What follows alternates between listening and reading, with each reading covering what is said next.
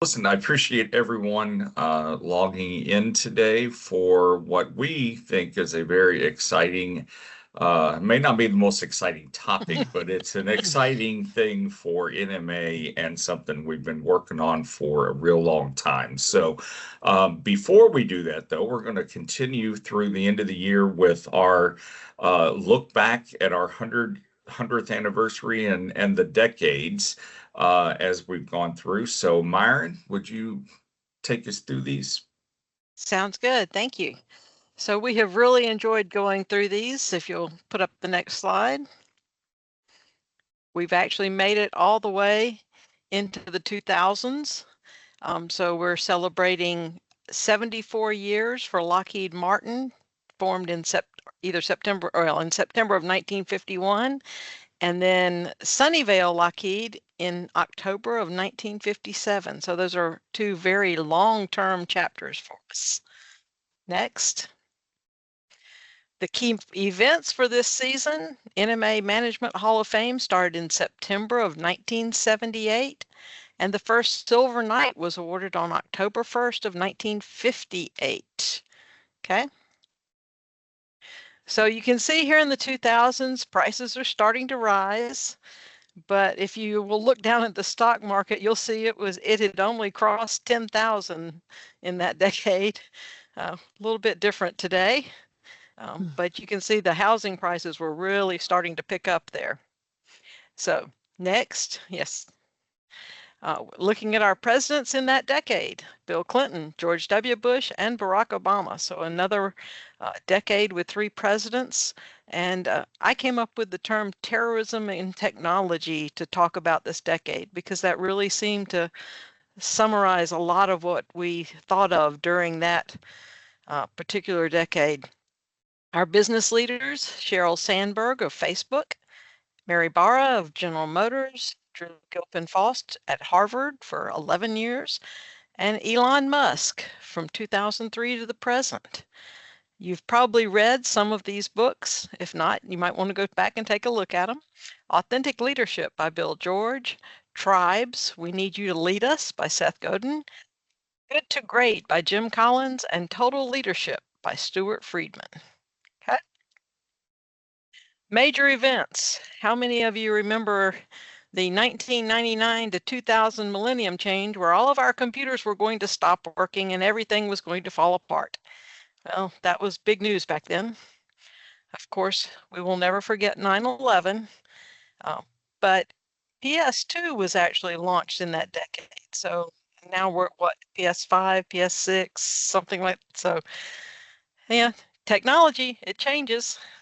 And then we had that dot-com bubble burst that hurt many of our retirement accounts. Okay. Inventions.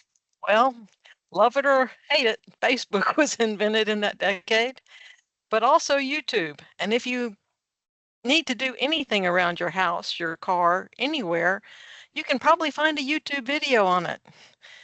Autonomous vehicles, believe it or not, actually started there. And I recently rode in a Waymo in Phoenix. It was quite a different experience when your taxi just pulls off from the curb and there's not a driver there. It was also the start of the AI and virtual reality and all of that now is just a normal part of our everyday life. Okay. Community service. I hope that your chapters are still through the rest of the year doing a lot of community service. We hope to have a good list. I have received very little information from people, so I hope that Daryl has been getting a lot on the car ones. And so hopefully you'll be doing a lot of community service. And we're still putting a plug in for the time capsule. Right now, it would actually fit in a 4x4 box. So please send stuff in from your chapters. We would love to have some memorabilia to lock away to open in 50 more years. That's it. Thank you. Thank you, Myron. Give me 1 second here to get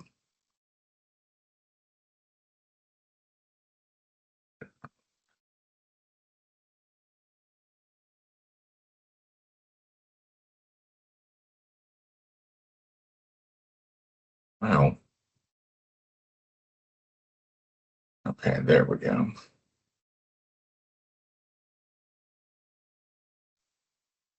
Okay, great. So again, I want to thank everyone for logging in today. And I also want to just mention you're going to hear some other voices during this webinar. Nancy Bennett, who is the chairwoman of our Professional Development Committee, and Heidi Saucier, who is our or soon to be treasurer for 2026. We affectionately call her Dr. Sauce.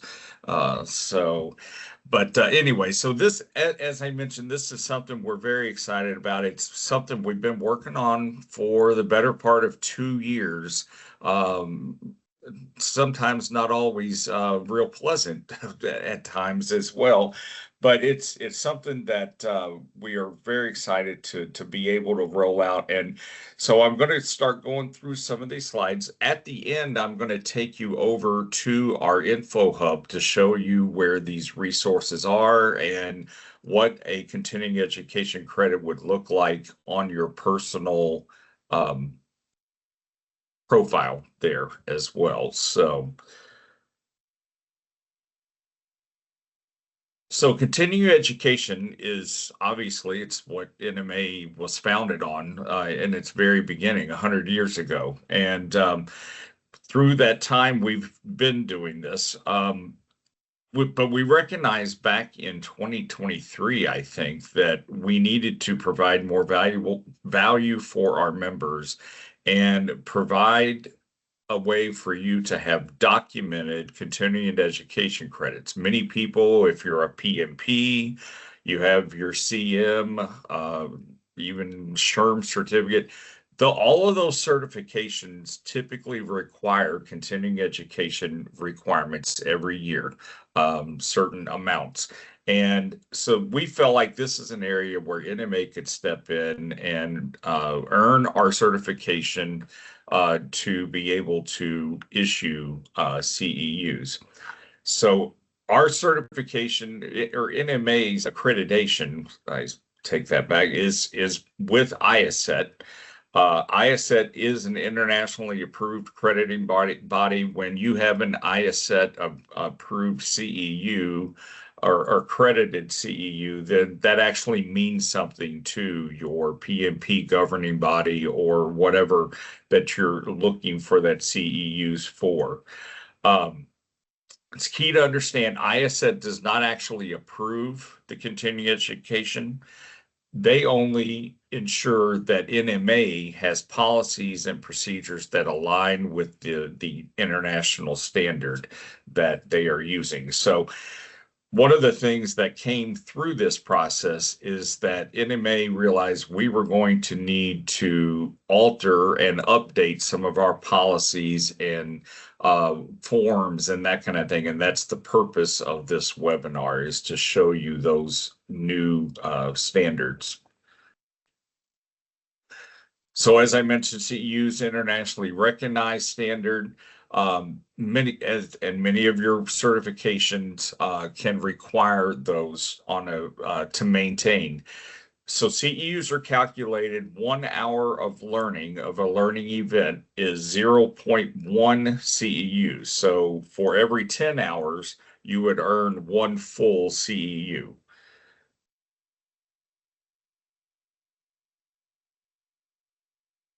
So any learning event that your chapter would like to offer CEUs for must have some basic standards for that to be possible. And so how this process will look, if let's say Heidi would like to have sponsor a learning event at Blue Cross Blue Shield LDA. So when we get to this, I'm going to show you a form that you'll initially fill out, send, which comes to me, and then we'll work with you to work on these other documents in order to get that course approved. Now, we are asking for about a 6-week lead time because there may be some back and forth between the chapter and NMA staff as we work to make sure that all the documentation is correct and that kind of thing. So, but all courses require a needs analysis. Why is this learning event needed? It also includes who's going to be your facilitator? When is it? Where is it? Is it going to be hybrid? Is it going to be virtual? Is it going to be in person? So that's what all will go on this form. You must have clearly defined and measurable learning outcomes, and we'll talk about that more in a few minutes. There is a course design document. This is not nearly as complicated as it sounds. It's basically you defining how is the course going to be facilitated? Is it one session? Is it 4 sessions? Are you using PowerPoint? Are you using some other materials that as part of that presentation? And just to make sure all that's in a logical sequence and that it supports your learning objectives and the learning outcomes is the important part of that. We are introducing a facilitator training process that we'll get to in a few minutes that Heidi and Nancy have put together. So that'll be something new for all of us.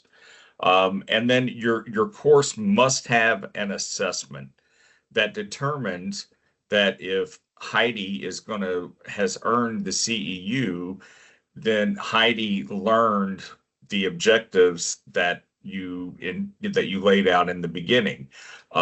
Typically, that's about like it would be, say, an 80% passing rate or whatever. Which, if any of you were at conference and you filled out the assessment for Christy Stocker's session, you'll note there was an 80% pass threshold for that, which is pretty standard. Daryl, real quick before you get into the needs analysis, one thing I just want to call out to everybody, that if this is something that you decide to pursue with your chapter and your chapter leadership, the other thing that's very important is make sure that you're aligning with anything that your organization does from a learning and development standpoint, because there are areas that do that. And we just want to make sure that chapters are not stepping on any toes of those organizations. So definitely make sure you're working with your leaders. I know some of you are leaders of chapters on this call, some are not, but make sure that you're aligning with that, because we certainly don't want you to move forward with something that could cause an awkward situation with your organization that may have some similar efforts going on. Very good point. Very good point. So the needs analysis, this will be your initial submission as the first step to getting your learning event approved to offer CEUs. Again, as we said, who, what, when, where, why. It's some very basic information. Your needs, the needs analysis will ask, so how did you determine there was a need for this learning event? And that can be in many ways. It can be conversations, focus groups, questionnaires, surveys.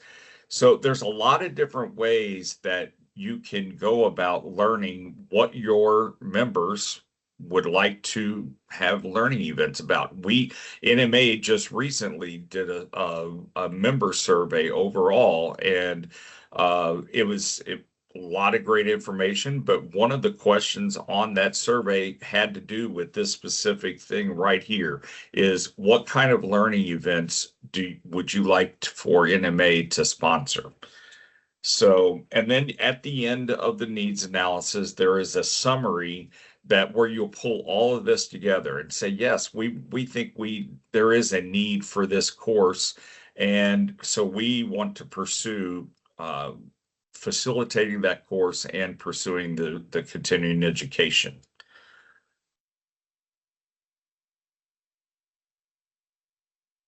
Your learning outcomes, this will also play into the whole course design of the learning event. They must be smart. And this was something that I'd never heard of until I went through this accreditation process. But now it makes a lot of sense when you think about it. You want your goals, your outcomes to be specific, measurable, attainable, realistic, and time-based.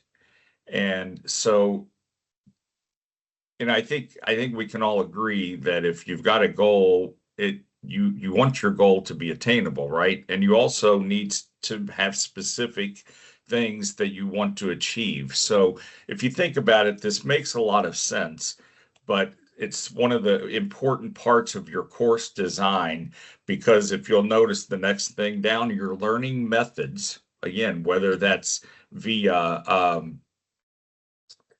whether that is PowerPoint, whether that is some other method, it needs to support those learning outcomes.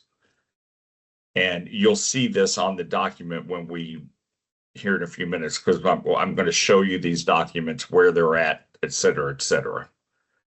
Heidi, Nancy, do you guys have anything to add here? I don't have anything to add into the SMART goals, just a general conversation. You may find at your chapters you're reaching out to speakers who may already have this information. An example would be like Christy. Christy Stocker already had a lot of these components already as part of her portfolio.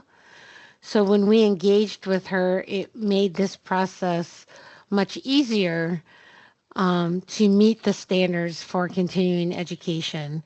So there'll be some work you may do, but as you engage with speakers for your meetings, we can talk about making sure they meet this expectations so that you can also give continuing education for any of your speakers that you have on a monthly meeting.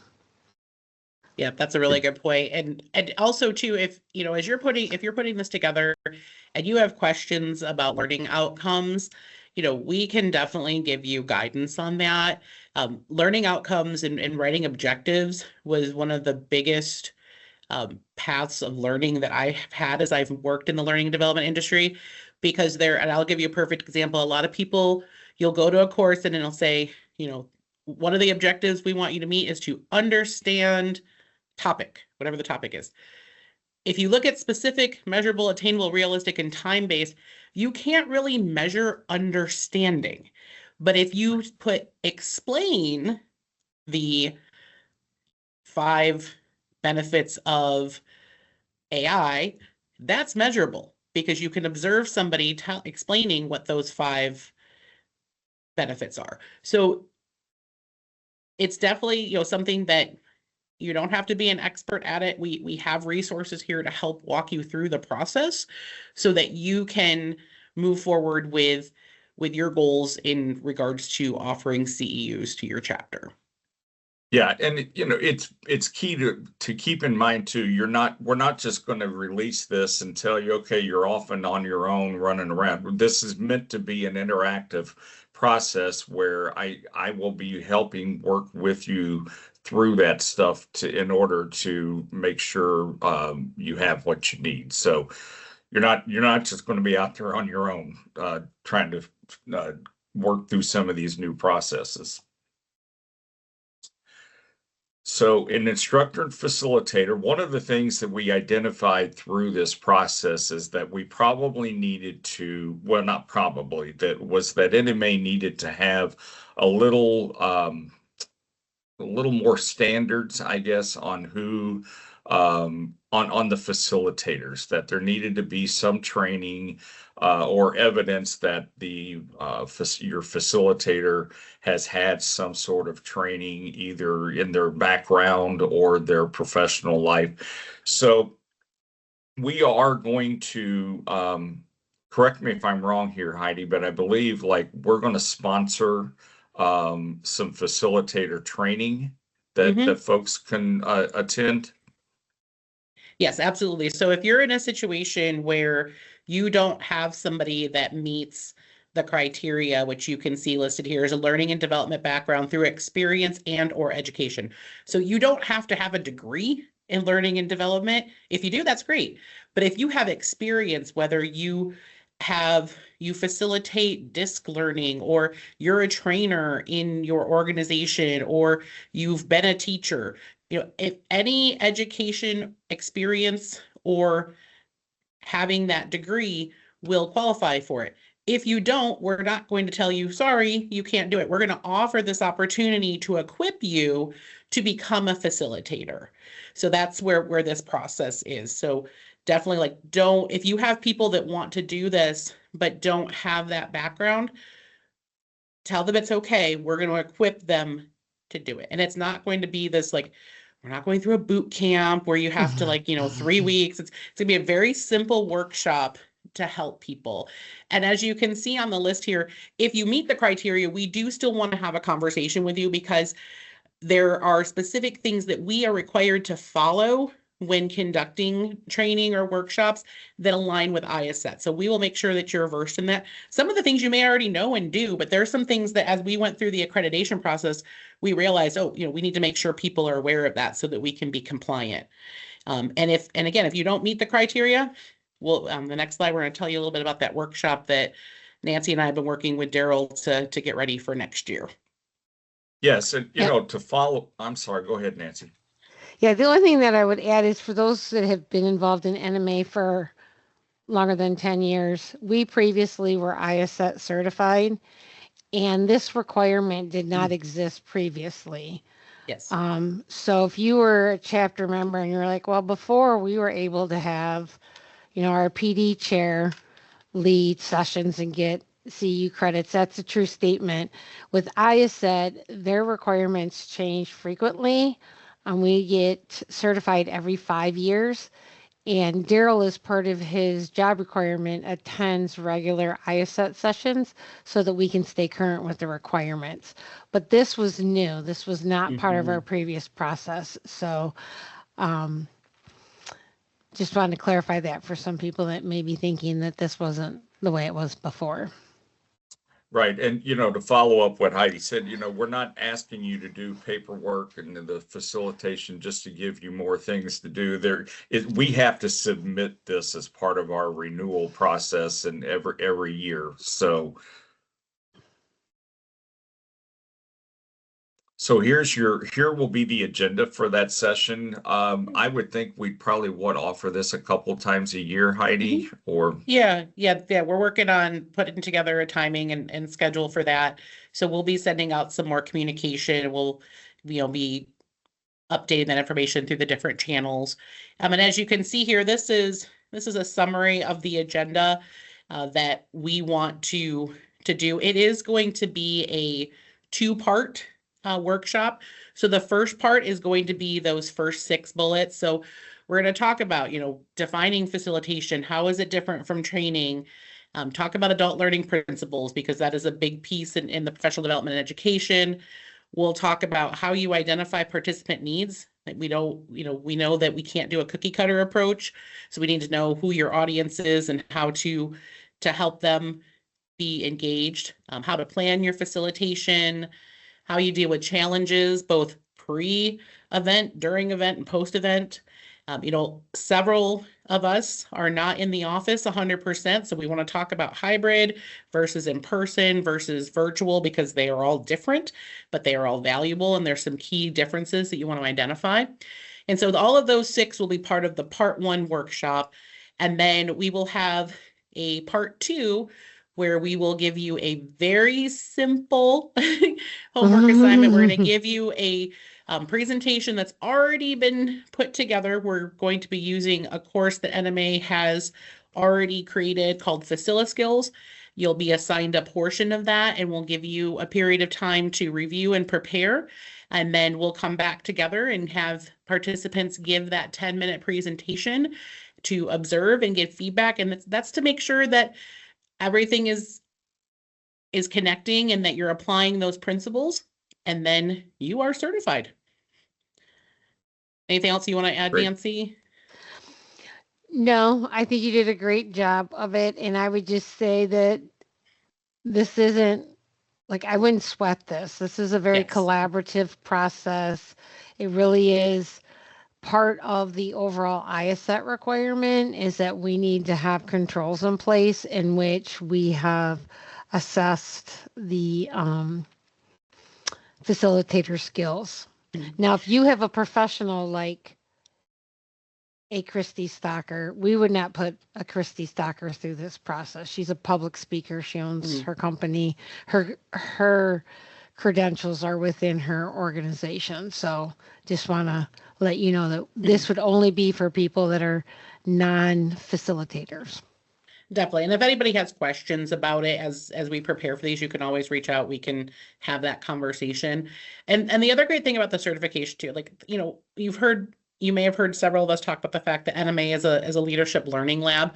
It's a safe space. And that's the same thing, you know, anytime you go through any sort of certification or a workshop where you're learning how to facilitate, it is the safest space that you can be in, because it gives you that chance to practice, get some coaching and feedback, and prepare for those future opportunities to deliver courses. And, you know, ultimately for us, it's the CEUs, but this will prepare you for other things you might have to facilitate and present on. Great, thank you. So as we mentioned, at the end of your learning event, you will be required, in order to issue a CEU certificate, there must be an assessment. This does not have to be a 20-page pop quiz or 20-question pop quiz. But your assessment will match your learning objectives. So when you're asking questions that demonstrate that, yes, this learner did learn the learning objective that we had set up in the beginning. So all of this really ties in together. It actually is very logical in the way it didn't look logical when we were going through the IACET process, but after going through it, you see the logic of it all. So and you also want to do an evaluation. Have your learners, your attendees, evaluate the facilitator, evaluate the materials, the learning environment. If it was if you're an in-person learning event, then you want, was the sound good? It's those kind of things. So you want to have both an assessment of their learning objectives, but also an assessment of the actual learning event itself. And then once all that is done, you've had the course, you've had 10 people who did well on the assessment. You'll get that information to us, and we can issue as a continuing education certificate. And these will be housed in Growth Zone, which I'm going to show you in just a couple of minutes. And you'll be able to print your own certificates and also see your overall learning activity there as well. So in the professional development guide, there are the forms in paper form that we just referred to.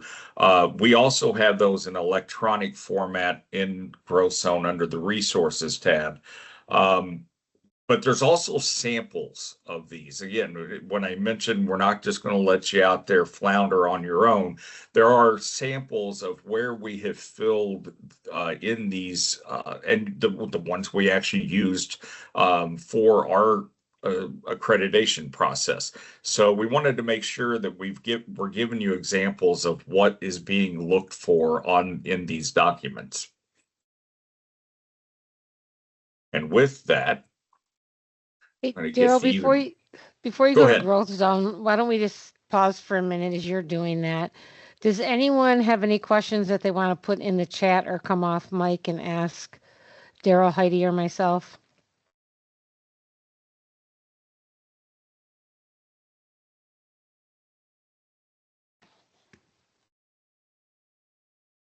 There's something in the chat. I see there's a.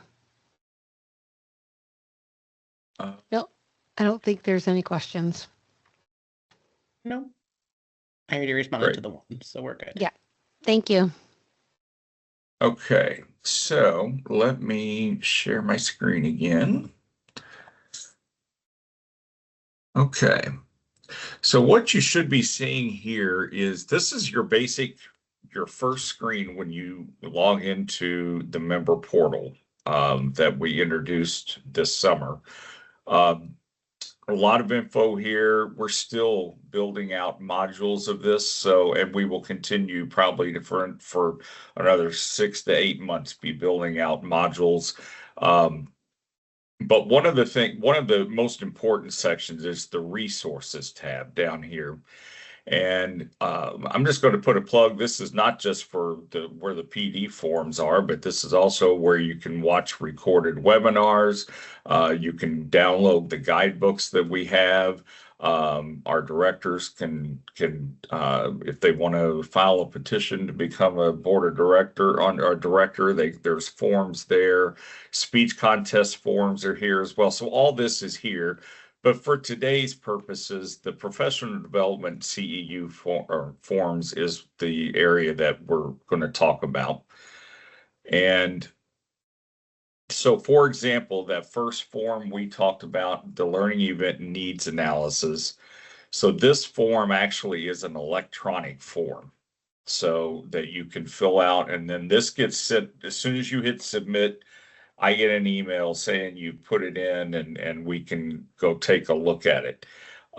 We're trying to get as many forms as possible to be electronic. Unfortunately, the course design form does not lend itself well to an electronic form, so it is still a Word document. But so this is the form, the needs analysis form. And then when you go back, so there's also a sample needs analysis right here that shows you for a course that we offered earlier this year, what was necessary in order to meet the standard. And so we hope that will be a help as well. And then your design document is here. Now, this is a Word document. It's a grid basically. You can type into it. And again, there is a sample. Unfortunately, this always takes you out of the folder when you go back. There's a sample here as well that shows you what one of these looks like with everything typed into it. So,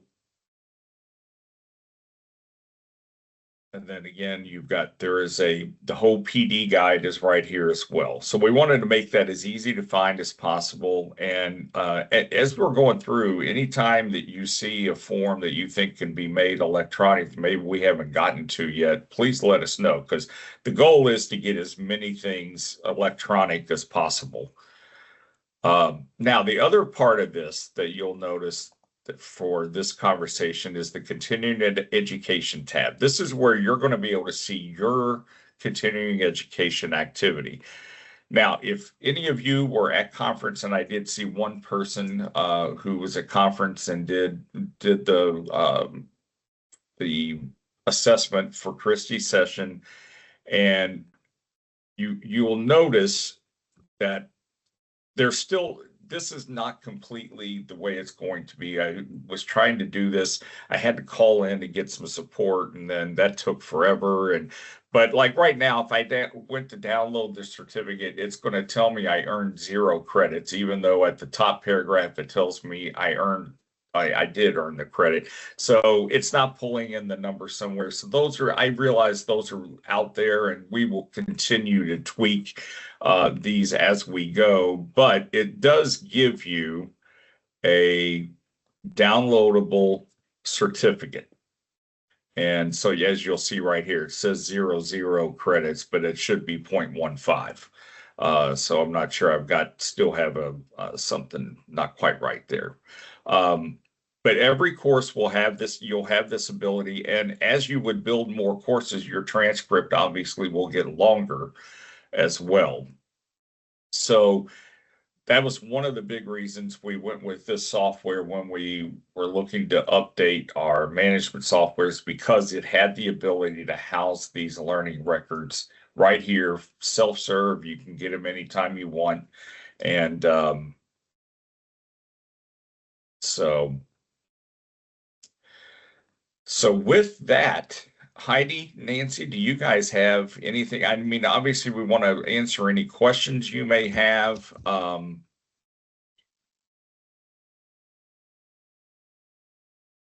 You want to go first, Nancy? No, you can go ahead. Okay.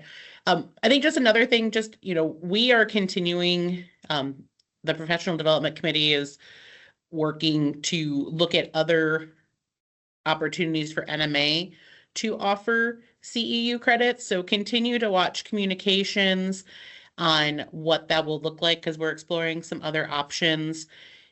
So, as Daryl mentioned, the member survey came out. For those of you that completed it, thank you. There was some great feedback on some different topics that we know are important to our membership. So we're going to be exploring those and see where CEUs can fit in. So definitely, we're not saying that the chapters have to always come up with things, but the organization is also going to be looking at that as well. So watch for that. But again, as your chapters are looking for opportunities to enhance their PD offerings, that's where this CEU opportunity comes in as well. Yeah, And one other thing I had thought about, Heidi, too, is was stressing that this does not cost your chapter anything. So this Yes. is included in what your chapter is already paying as part of your dues. So, feel free to use often, because it's about great value for your members to be able to earn the credits. Mm-hmm. Absolutely. And as you see, this is being recorded today. So if your chapter leader is not here, especially your chapter leaders in the PD area, definitely let them know that this recording will be out there. And I know that there'll be other communications that will come out letting people know about the opportunity to review this, because we want to get the word out, because this is definitely a big welcome change for NMA to be able to support chapters in this manner. I do want to add one piece of information that I think is important, is once you submit a request for continuing educations on a particular workshop, when you offer that workshop anytime thereafter, that you don't have to repeat that step. Right. That is Right. only an initial step. So if you find that in 2026, your team, your professional development wants to focus on AI, and you want to create a session and submit it for CEU credits, once you submit it, anytime you offer it thereafter, it will have the CEU credit attached to it. If your facilitator changes and it's not a certified facilitator or somebody with an adult learning background, that would have to be revisited. But the session itself, you don't have to submit the forms every time you deliver a session once it's approved. Right. And one other piece of this that's not built out yet, but will be, is there's a roster function in the software that will allow. So if, let's say, Fort Worth wants to host a CEU session, they've gone through the process, and it's approved, ready to go. Once you can put your registration on Growth Zone and use that roster function. So all your record keeping is electronic. And once you mark, or the person is marked as completed and has passed the assessment, boom, the record, it goes in their thing. So it's going to be a lot more seamless than used to all the Excel spreadsheets you had to send in with names and all that. All of this will be electronic.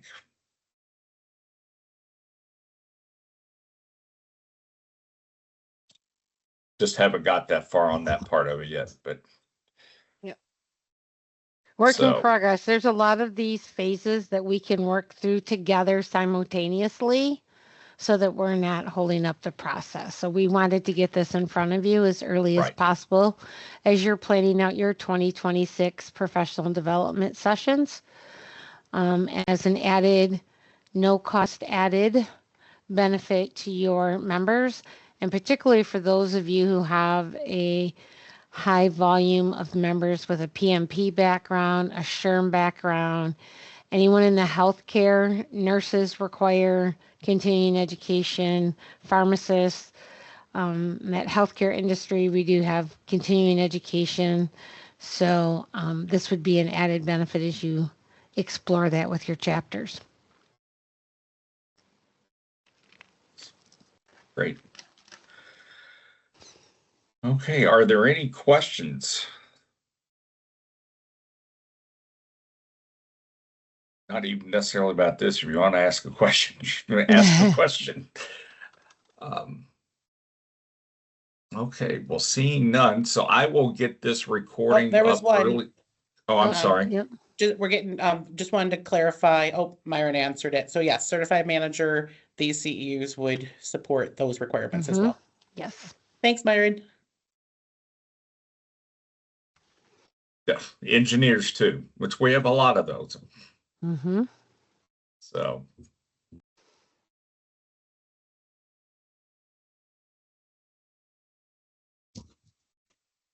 Okay, I'm not sure how to answer that question. Can you please to the website? Unsure who the facilitator for my site is. Do you need a link to Growth Zone, Shannon? Brianna. Brianna, Brianna. I'm sorry.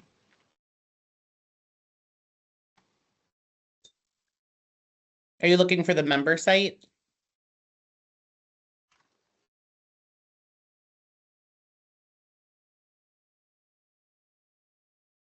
Oh, Okay. I've got it. Okay. Perfect. Now, Brianna, if you have not logged in before, you'll have to create an account, but it's a very simple, like 2-step process. Uses your email that we have on file, and then you create a password.